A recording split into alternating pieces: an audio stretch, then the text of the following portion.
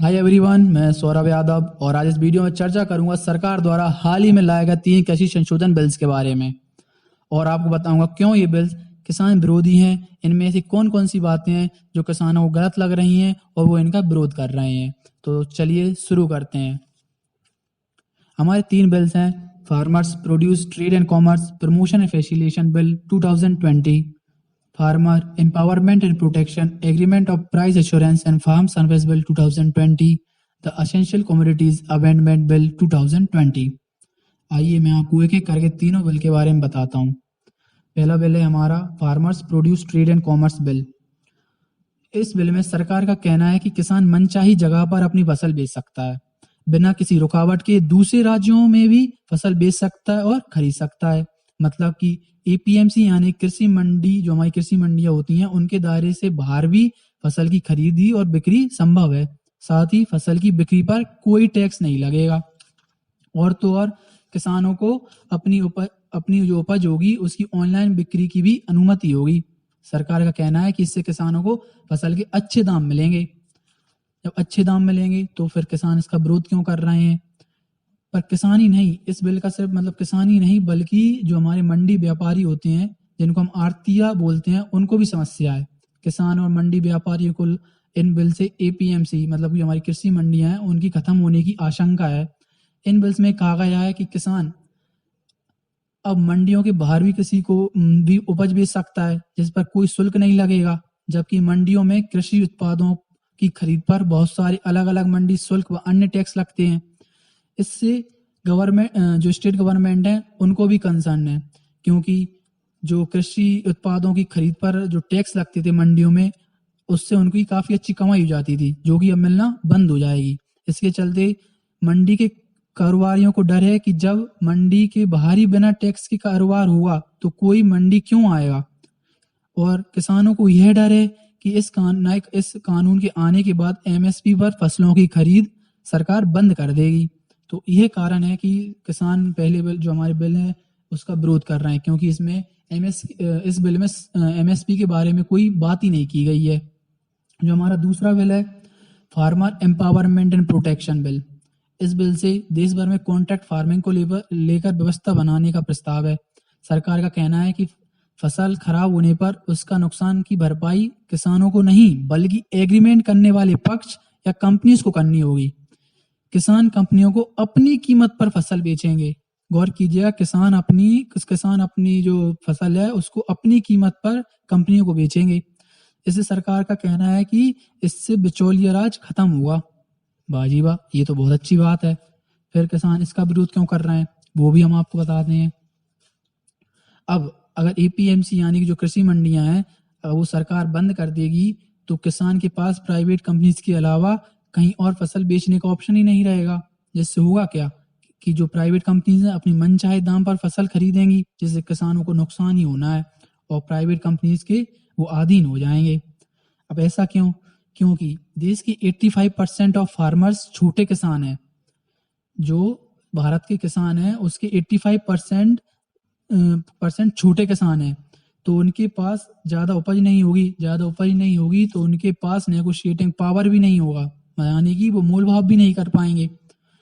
इससे होगा क्या कि वो वीक प्लेयर बन के रह जाएंगे कॉन्ट्रैक्ट्स और एग्रीमेंट में, जिससे वो अपनी उपज का जितना दाम मिलेगा उसी पर बेच देंगे प्राइवेट कंपनीज को। इससे किसानों को बहुत नुकसान ही होना है। अब हम आपको बताते हैं तीसरे बिल के बारे में। तीसरा बिल है द एसेंशियल कमोडिटीज बिल। जो एसेंशियल कमोडिटीज बिल था वो 1955 में लाया गया था। ये कानून जो दुकानदार थे उनको कालाबाजारी करने से रोकता था, पर अब इस बिल को बदल दिया गया है। अब खाद तेल, तिलहन, दाल, प्याज और आलू जैसी कृषि उत्पादों पर से स्टॉक लिमिट हटा दी गई है, यानी कि अब इन सब सामग्रियों की अनलिमिटेड स्टॉकिंग की जा सकती है। बहुत जरूरी होने पर ही इन पर स्टॉक लिमिट लगाई जानी इन सब पर स्टॉक लिमिट लगाई जाएगी, यानी कि एक्स्ट्रा ऑर्डिनरी सिचुएशंस होंगी कुछ, मतलब तभी इन सब पर स्टॉक लिमिट लगाई जाएगी। वो एक्स्ट्रा ऑर्डिनरी सिचुएशंस हैं राष्ट्रीय आपदा, सूखा, वॉर जैसी जो स्थिति हैं वो एक्स्ट्रा ऑर्डिनरी सिचुएशंस हैं। और मैं आपको बता देता हूँ कि जो प्रोडक्शन, स्टोरेज और डिस्ट्रीब्यूशन पर भी सरकारी का नियंत्रण खत्म हो जाएगा। अब इसका विरोध किसान क्यों कर रहे हैं, अब हम इस पर बात करते हैं। क्योंकि ये जो तीसरा बिल है वो होर्डिंग के बारे में बात करता है, यानी कि बहुत सारी सामग्री इकट्ठा करके रख लेना। तो पहले जो कानून था वो ये था कि कोई भी व्यापारी एक लिमिट तक ही कोई सी सामग्री या जो अनाज है एक लिमिट तक ही स्टोर कर सकता है। इस लिमिट से ज़्यादा स्टोर करना इलीगल हुआ, तो अब ये कानून हटाया जा रहा है। अब कोई भी व्यापारी कितनी भी सामग्री का स्टॉक कर सकता है, तो अब अनलिमिटेड स्टॉकिंग की जा सकती है। तो इससे किसानों को क्या डर है, इससे किसानों को डर ये है कि आर्टिफिशियल प्राइस फ्लक्चुएशन होगा। मतलब कि जो प्राइवेट कंपनीज है वो एक साथ बहुत सारा गेहूं, मान लीजिए गेहूं या कोई सा भी अनाज होगा, वो मान लीजिए वो एक साथ खरीद लेंगी जब दाम सस्ते होंगे, और जब अगला सीजन आएगा तो कहेंगे कि हमारे पास तो ऑलरेडी बहुत पड़ा हुआ है, ऑलरेडी पहले से बहुत है, तो हम आपके दाम पर क्यों वो अनाज या गेहूं क्यों खरीदें, हम अपने दाम पर खरीदें, आपको देना है तो दीजिए, हमारे पास तो ऑलरेडी बहुत सारा है। तो इससे किसान फंस जाएंगे और उसे प्राइवेट कंपनीज के दाम पर ही अपनी उपज या जो उनका बीज होगा वो प्राइवेट कंपनीज के दाम पर ही बेचना पड़ेगा। तो अब आप समझ ही गए होंगे कि ये तीनों बिल्स किसानों के हक में हैं या नहीं। अगर आपको अभी भी समझ नहीं आया हो तो मैं आपको एक उदाहरण और देता हूँ। हम जियो का उदाहरण लेते हैं। जियो सिम जो थी वो 2016 में लॉन्च हुई, तब इसकी फ्री सर्विस दी गई, यानी कि फ्री सिम दी गई, फ्री इंटरनेट दिया गया, और इस वजह से हुआ क्या, जियो सिम ने बहुत जल्दी जो टेलीफोन मार्केट है उसका बहुत बड़ा हिस्सा कैप्चर कर लिया। फिर कुछ साल बाद जियो ने अपने जो प्लान्स हैं वो लॉन्च करे और धीरे धीरे उनको महंगा करते गई। और अब सिचुएशन क्या है, इंडिया में सिर्फ 2-3 ही बड़े प्लेयर्स हैं इस मार्केट में, यानी कि सिर्फ 2-3 ही हमारे पास ऑप्शन है, यानी कि जियो, आइडिया, ज़्यादा एयरटेल, हमारे पास सिर्फ ये 3 ही ऑप्शन रह गए हैं। तो अब इन्हीं लोगों के हाथ में है, जो चाहे ये प्लान्स रख सकते हैं। यानी कि जो अभी हमें प्लान्स 150 रुपये में मिल रहा है, अगर इन्होंने 500 रुपये का तीनों ने मिलकर बोल दिया कि अभी हम तीन डिसाइड कर लिया कि अब ये 150 का बिल 500 में देंगे, तो क्या हम कुछ कर सकते हैं? सरकार कुछ कर सकती है? कुछ नहीं। तो यही हाल किसानों के साथ होना है। शुरू में तो प्राइवेट कंपनीज अच्छे दाम देगी, पर धीरे धीरे वो सब कुछ अपने हिसाब से करेगी। उन्हें मनचाहे दाम पर किसान की उपज खरीदेगी, वो अपने मनचाहे दाम पर किसान की उपज खरीदेगी। होने को हमारे पास सरकारी नेटवर्क भी है BSNL, पर आप सबको पता ही है उसका क्या हाल है, वो बंद होने के कगार पर है।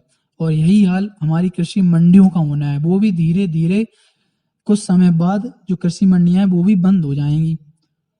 तो होप करता हूँ आपको सब कुछ किसान बिल से जो कृषि जो फार्म बिल्स हैं उनके बारे में क्लियर हो गया होगा।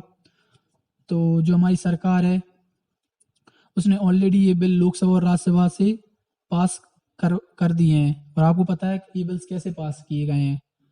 तो पिछले कई दिनों से देश में कई जगह कई किसान संगठन इस बिल का प्रोटेस्ट कर रहे हैं और अपनी डिमांड्स रख रहे हैं। तो मैं आपसे विनती करता हूँ और निवेदन करता हूँ कि किसानों का ज़्यादा से ज़्यादा साथ दें और इन तीनों बिल्स को पारित होने से रोकें। जय जवान जय किसान। थैंक यू गाइज मेरी वीडियो को अंत तक देखने के लिए। और अगर आपको ये वीडियो पसंद आई हो तो लाइक करें और ज़्यादा से ज़्यादा इस वीडियो को शेयर करें, ताकि हर किसी को किसान बिल के बारे में पता चले।